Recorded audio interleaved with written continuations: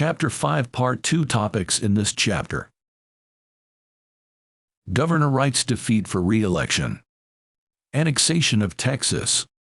Address of the Democratic members of the Legislature on the slavery issues. Baltimore Convention.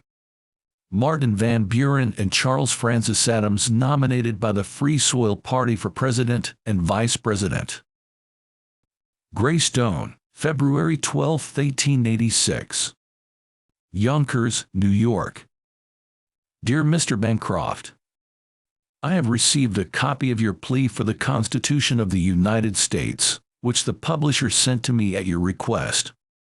I note your strong expressions of your sense of the importance of the theme when you say you have thought it right to bestow upon it many of the few hours that may remain to you for labor. To the eyes of your countrymen those hours grow more valuable as they become fewer. As an argument your plea is overwhelming. Indeed, until new lights recently dawned upon the court and upon some others, in all our national history, has been universally considered as axiomatic that Congress had no constitutional power to make anything but gold and silver a legal tender. That conclusion was always assumed when the subject was incidentally alluded to. 40 years ago, in a speech in the Constitutional Convention of the State of New York on the subject of currency and banking, I recognized the disability of any government in this country, state or federal, to make a legal tender of anything but gold and silver. In all the literature of political economy, of currency, and banking, this postulate was taken for granted. It is a long time since I have had the pleasure of seeing you or Mrs. Bancroft. I was gratified at the account of you which I received from my niece, who recently visited Washington. I hear that you have lit up your household by the sunshine of a young lady of your kindred. I am passing the winter at a country home perched up on a cliff overhanging the Hudson, 400 feet above the tide. I'll send you a picture of the place. With best regards for yourself and Mrs. Bancroft, I remain, very truly yours, S.J. Tilden. The ease with which Tilden leaped into prominence as a leader the first year of his appearance in a deliberative body bode ill for his career as a lawyer. When the conventions adjourned on the 9th of October, 1847, it seemed that the pathway to political distinction was opened so wide and plain before him that he had no recourse but to walk therein. Luckily for him, a different destiny was in reserve. Governor Wright had just been renominated, almost unanimously, for governor. If elected, nothing in the future appeared more certain than that he would have been Mr. Polk's successor in the presidency. The reversion of the chief magistracy to such a formidable opponent of slavery extension as Governor Wright, who could neither be corrupted nor cajoled, was then regarded at Washington as a peril, to avoid which no sacrifice was too great. The magnitude of the sacrifice of Mr. Wright was as correctly appreciated at Washington, and by the very men who were to offer it up as a propitiation to the demon of slavery, as at Albany, but to the short-sighted vision of the statesmen then in the ascendant at the national capital, the political supremacy of the slave-holding states was to be maintained at any price. The influence of the federal government was, therefore, all turned against Mr. Wright, and it proved to be sufficient to give a majority of some 11,000 to John Young, the candidate of the Whigs. Mr. Wright, at the expiration of his term, returned to his home in Street Lawrence Counter, consoled by the reflection that the evil consequences of taking him from the Senate and making him a party to the faction fights in New York had resulted, as he had predicted, in disaster to the party and his own political destruction. He died within 9 months from his retirement. The annexation of Texas and the war with Mexico which ensued resulted in the acquisition of vast territories sooner or later to be organized into states, to be consecrated to freedom or to slavery. To open these states to slavery and reinforce the slave representation in Congress, it had become necessary to paralyze the Democratic Party in New York. The first steps towards this end had been taken in the defeat of Mr. Van Buren and putting a Southern man in his place. The second had been taken in the defeat of Governor Wright. And the third, yet to be taken, was to deprive the democracy of New York of its legitimate influence in Congress and the next National Convention. In this scheme, the administration was entirely successful. At the commencement of President Polk's administration, the Democratic Party was completely in the ascendant in New York. It had elected its governor and lieutenant governor. It had a majority in both branches of the legislature and a majority of the delegation in Congress. At the expiration of 2 years, its chief magistrate was a Whig, and its congressional delegation was reduced to a meager minority. The following year, the whole legislative power of the state was transferred to the Whigs by an overwhelming majority, and the schism in the party, encouraged by the bestowal of all the patronage of the federal government upon the Hunkers, threatened to become chronic. There were now 2 Democratic organizations in the state, one maintained by federal patronage in the interest of Negro slavery, and the other maintained by the uncorrupt public opinion of the party in the interest of free labor. At the close of the session of the legislature in April 1848, the Democratic members issued an address in defense of their attitude towards the federal government, which, in view of the momentous gravity of the problems it discussed, the ability and courage with which it treated them, and the results to which it gave the initiative, deserves to be regarded as one of the most important communications which ever emanated from the government of the state. It was written mainly by the ex-president, Martin Van Buren. At the threshold of the Free Soil Revolt of 1848, ex-president Van Buren, who was spending the winter in lodgings at Julian's Hotel in Washington Place, New York, said one day to Mr. Tilden as he handed him a manuscript, "If you wish to be immortal, take this home with you, revise it, put it into proper shape, and give it to the public." Mr. Tilden replied that he had not the slightest wish to be immortal by any process that would impose upon him at that time any more labor, but he consented to take the manuscript down to the residence of the ex-president's son, John Van Buren, who then resided in White Street, and agreed that if John would do half the work, he would do the other half. John did agree, and a few days after the interview referred to, Tilden and John met at the ex-president's lodgings to report. Mr. Van Buren opened the subject by asking what they had done with Niagara Falls. This referred to a somewhat ambitious metaphor which had found its way into the ex-president's manuscript. "We have struck that out," was the reply. He laughed, as if rather relieved at having an unpleasant duty discharged by other hands, while they went on to read the result of their joint labors. After the address had received the combined approval of each party to its composition, the next question was how to get it before the public. After discussing various plans, they finally decided to issue it as an address of the Democratic members of the legislature. Accordingly, on the 12th of April, Senator John G. Floyd, from the Committee of Democratic Members of the Legislature to prepare and report an address, read the paper to his colleagues, by whom it was unanimously adopted.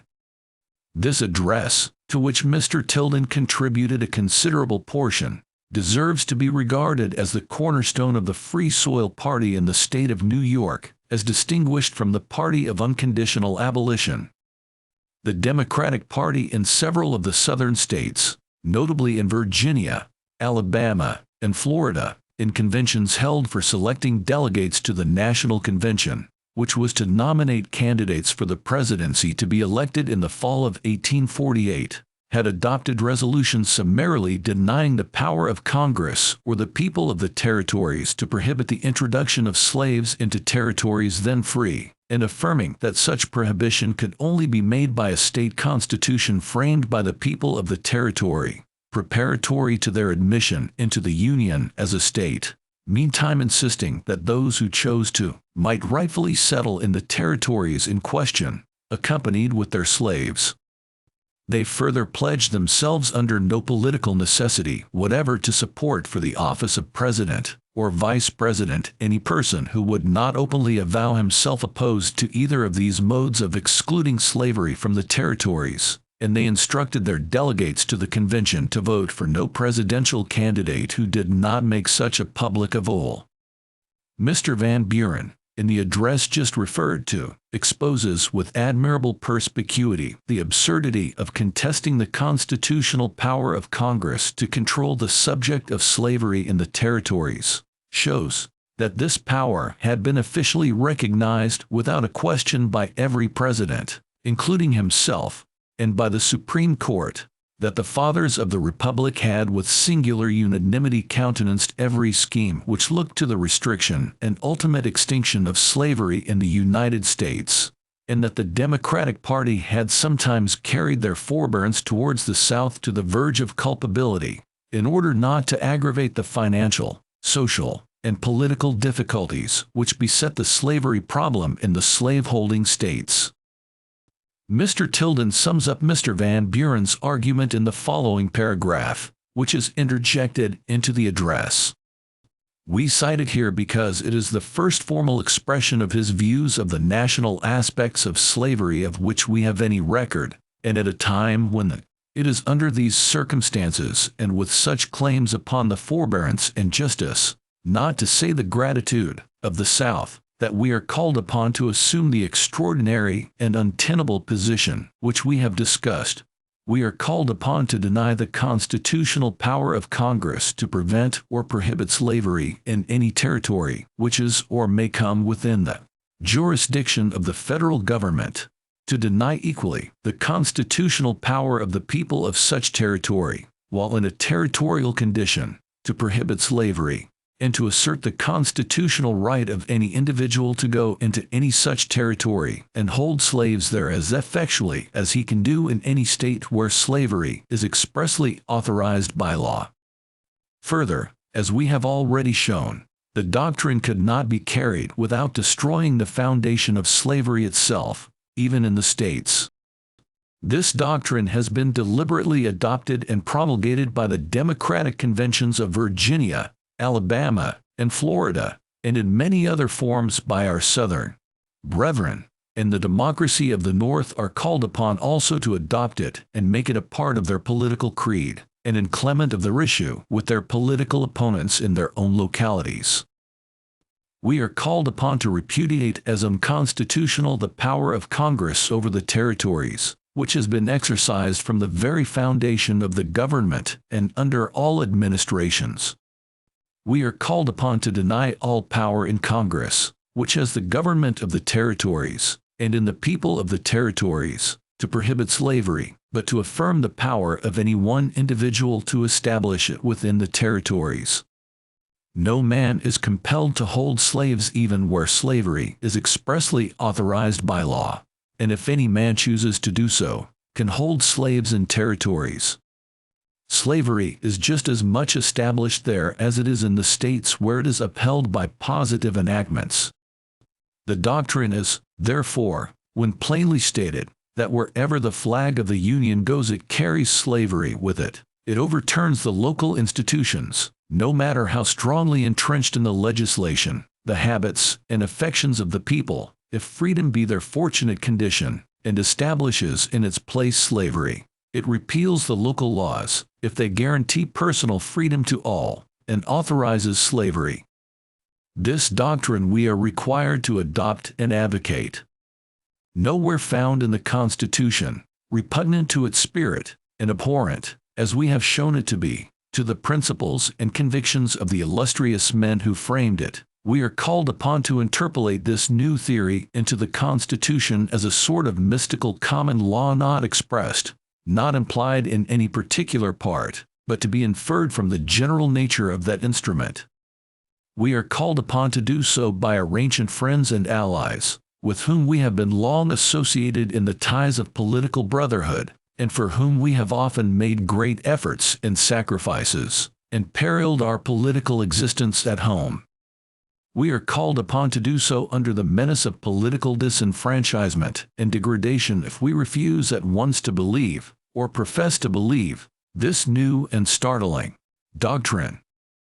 We are told that no one who does not make such professions shall be allowed, as far as the political action and support of our old friends and associates can control the result, to receive the highest honors of the Republic, that our ancient and intimate association shall exist only for the purpose of allowing us to vote for candidates for the presidency and vice presidency who hold their opinions and repudiate ours on this great question, but that it shall not exist for the purpose of allowing us to nominate or vote for or elect a president or vice president who shares with us our convictions, no matter if the majority of a party agree with us, and that our Southern associates will, under no political necessity whatever, support any man who entertains the opinions which have, with unexampled unanimity, been expressed by the conventions and legislative assemblies of nearly all the Southern states.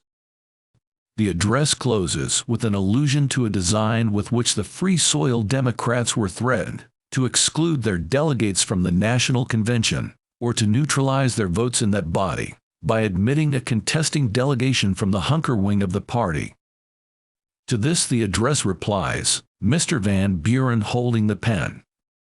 We are conscientiously satisfied that there is no room for an honest difference of opinion in regard to the right of the delegates selected by the Utica Convention, Free Soil to sit in the National Convention, which is to assemble at Baltimore for the nomination of Democratic candidates for president and vice president. If a question is made as to their right, it must be decided, not compromised. Those delegates should not be insulted by the request that they should yield one particle of the weight to which, as the sole representatives of the democracy of the state, they are justly entitled. The National Convention met in Baltimore in May, 1848. The seats of the regularly elected delegates were contested by a self-constituted delegation of Hunkers. After much debate, both in committees and in the convention, both delegations were admitted, as they doubtless would have been if there had been no debate, the spurious delegation having been concocted for the single purpose of neutralizing the vote of New York. The Free Soil delegation, of which Mr. Tilden was a member, sent in at once a written protest concluding as follows. We have no hesitation in saying that if we should consent to divide with them our seats and our votes, we should betray the principles and forfeit the confidence of the pure and fearless party whose commission we bear. We therefore respectfully decline to take seats upon the terms proposed by the convention. The New York delegates thereupon left for their homes, and the convention proceeded to nominate Lewis Cass for president and William O. Butler for vice president. A state Democratic convention was promptly called to sit in Utica on the 22nd of June following, to hear the report of their rejected delegates, which Mr. Tilden had been instructed by his colleagues to prepare. That report, which was signed by every member of the delegation, after detailing the factious processes by which the democracy of New York was virtually excluded from any share in the deliberations of the convention, said, under these circumstances, we had no hesitation as to our duty. What respectable men on the committee avowedly regarded as degrading to ourselves and unfaithful to you, we could not have consented to do, if we had entertained or thought it possible for honorable men to entertain doubts on that subject. We had not been commissioned by you to make experiments on the as yet unsullied character of our state, or to try how far we could go in degrading submissions without forfeiting the respect of impartial and just men. And when those who were to be made the unwilling instruments of attempting to dishonor you, through your representatives recoiled from the unworthy office, and spontaneously expressed their indignation that the tests ought to be imposed, and their scorn of those who would submit to it, we could not have stood there, as men falsely claiming to be your representatives did, to argue down the honest repugnance of fair men to do what they thought would degrade us and betray you who had clothed us with our high trust. But we did not need the suggestion of others, however respectable, to inform us what was due to the honor of the democracy of New York. Deputed by you to confer with our political brethren of other states in respect to the great concern of our common country, we knew that you would never suspect us of entering upon that conference except on terms of equality and reciprocity. Great as New York is in population, in material wealth and power, and in all the elements of civilization and the moral influence which attend upon it, she will never claim more, nor will she submit to less, than equality to her sister states. The conditions on which she enters into political association with them must apply to the other parties as well as herself. The obligations which bind her must bind them also. What next? Was the question on the lips of every New York Democrat. Shall he vote for Cass and Butler, and thus seat the league tendered to him at Baltimore? Or shall he vote for the Whig candidate? Or shall he unite with his outraged fellow Democrats and select a candidate whom they can honorably support, with a reasonable chance of administering a salutary lesson to the administration at Washington and the sectional influences which controlled it? The first of these alternatives was promptly and pretty unanimously rejected. The second was carefully considered, but the Whig party was scarcely less divided on the slavery issue than the Democratic, all its leaders of the rank from which presidents were likely to be chosen having compromised themselves to a greater or less extent by alliances with the pro-slavery party. The third alternative involved an incurable rupture of the Democratic Party, a probable restoration of the Whigs to power in the nation, and the inauguration of a struggle which, in the judgment of reflecting men, could only end, though no one could guess when, either in the nationalization of slavery in the United States or its utter extinction. Because it offered what neither of the other alternatives offered, a chance at least for the denationalization and ultimate extinction of slavery, it was finally decided by the leaders of the Free Soil Democracy in New York to nominate an independent Free Soil ticket for president and vice president as the right thing to be done, and leave the results to Providence. This decision was reached and proclaimed at a state convention of the Free Soilers, held on the 15th of September, when Martin Van Buren was renominated for president, and Charles Francis Adams, of Massachusetts, for vice president. Gen. Zachary Taylor, of Virginia, who had recently achieved considerable distinction in the war with Mexico, and who had never made any record of his opinions on the slavery question, if he had any, was nominated by the Whigs for president, and Millard Fillmore, of New York, for vice president. They received 163 of the electoral votes, including the votes of the New York electors, while Cass and Butler received but 127, and the federal government in the following March was transferred to the Whigs. By their success was consummated the disastrous schism, which was destined to rend and wane both the great parties of the country, and practically to annihilate the political organization which had given a wise and beneficent government to the country for half a century. Just 28 years after this consummation, which to many seemed fraught with nothing but disaster to the country, the same Mr. Tilden, who had been selected by his associate delegates to the Baltimore Convention in 1848, to break to their constituents the story of their state's humiliation, received the suffrages of a large majority of his countrymen for the highest honor in their gift. And 8 years later, through his influence, another citizen of New York was nominated by a Democratic National Convention which imposed no sectional tests, and was elected without the vote of a single slaveholder, to become the chief or a magistrate and most honored citizen of the nation. So rapidly are political parties under a popular government sometimes required to expiate their follies and injustice. On the 15th of May, 1776, the Congress called upon the different assemblies and conventions of the United States, if they had not yet so done, immediately to erect and establish such a form of government in their respective states as the present situation of things required, and to adopt such a constitution as might contribute to the well-being and security of the state.